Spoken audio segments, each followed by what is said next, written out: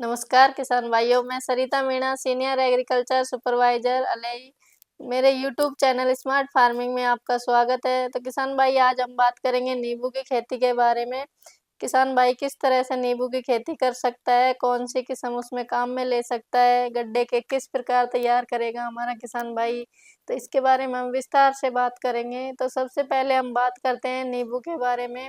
तो नींबू जो है हमारा फल, उसमें विटामिन ए, बी, सी और खनिज तत्व प्रचुर मात्रा में पाए जाते हैं। तो अब बात करते हैं हम किसान भाई कौन सी किस्म काम में लेगा नींबू के लिए। तो किस्म इसमें हमारे जो एरिया है इसके लिए सुटेबल है कागजी गोल, प्रभालिनी, विक्रम, PKM1, पंत नींबू। ये वैरायटी हमारे एरिया में बढ़िया सुटेबल है, तो किसान भाई ये वैरायटी काम में ले सकता है नींबू की। अब बात करते हैं हम मृदा की। जो हमारा बगीचा तैयार करेंगे हम उसके लिए किस प्रकार की मृदा चाहिए।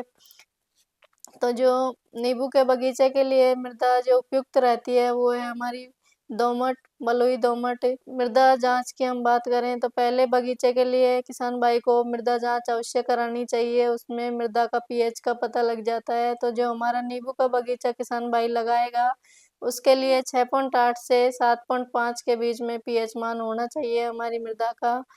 तो किसान भाई अवश्य मिट्टी जांच कराए, पानी जांच कराए, उसके बाद में ही बगीचे की तैयारियां करें। तो ये हो गई हमारी मृदा की बात। क्योंकि इसमें जो फल रस होता है उस टाइम हमारा बात करेंगे हम जलवायु की।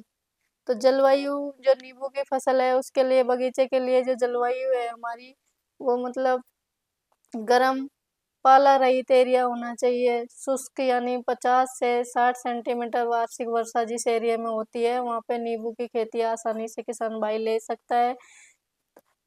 उस टाइम जब फल रस बनता है उस टाइम 40 डिग्री सेल्सियस से अगर अगर टेम्परेचर जाता है तो फल रस कम हो जाता है।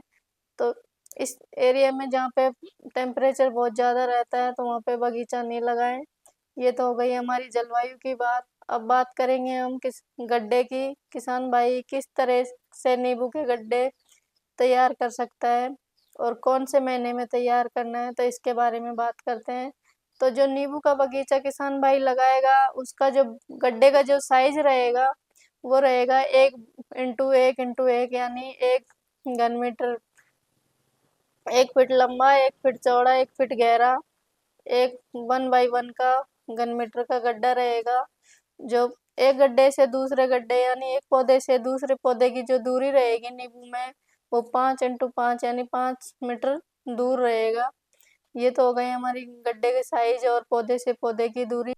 जो आपको गड्ढा जो खोदना है किसान भाई को वो मई जून के महीने में खोदना है।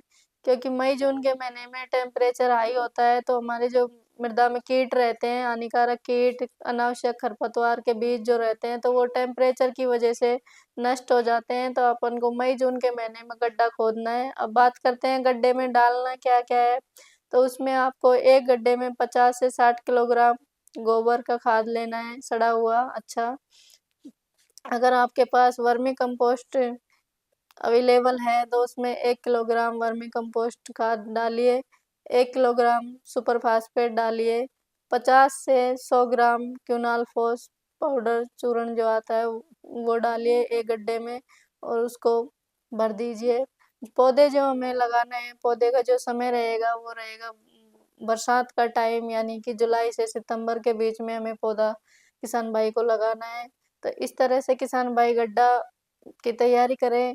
मेन चीज़ इसमें गड्ढे की तैयारी है, तो किसान भाई गड्ढे की तैयारी अच्छे से करें। क्योंकि जब गड्ढे अच्छी तरीके से तैयार होगा तो हमारा पौधा भी स्वस्थ होगा और हमें उपज भी अच्छी मिलेगी। अब बात करते हैं हम प्रवर्धन की। किसान भाई नींबू का बीजू पौधा ले, वानस्पतिक पौधा ले, कौन सा पौधा काम में ले। तो किसान भाई बीजू पौधा भी काम में ले सकता है और एक वानस्पतिक प्रसारण से जो गुट्टी विधि से तैयार किया जाता है ग्राफ्टेड पौधा वो भी किसान भाई काम में ले सकता है। बीजू पौधे में और वानस्पतिक प्रसारण जो ग्राफ्टेड पौधे होते हैं हमारे उसमें फ़र्क इतना ही होता है, जो बीजू पौधे होता है उसमें लंबे समय से यानी ज़्यादा टाइम में फल लगने लगता है और ग्राफ्टेड पौधे में फल जल्दी लग जाता है लेकिन उपज समान ही रहती है, तो किसान भाई कोई सा भी पौधा काम में ले सकता है। इस तरह से किसान भाई नींबू की खेती करे और अपनी आमदनी को बढ़ाए। तो किसान भाई अब बात करते हैं हम बगीचे पे सब्सिडी की। जो किसान भाइयों ने सब्सिडी नहीं ली बगीचे पे, वे किस तरह से अप्लाई कर सकते हैं बगीचे के लिए सब्सिडी पे। तो जिन किसान भाइयों के पास जमीन है तो वो बगीचा लगा सकता है।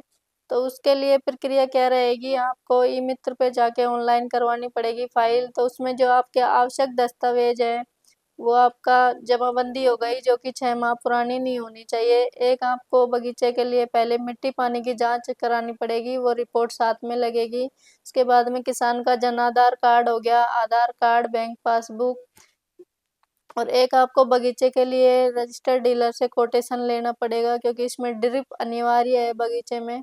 तो वो कच्चा बिल ले जाके उससे आपको ऑनलाइन करनी है पत्रावली। अब बात करते हैं इस पे कि एक किसान भाई कितना बगीचा लगा सकता है।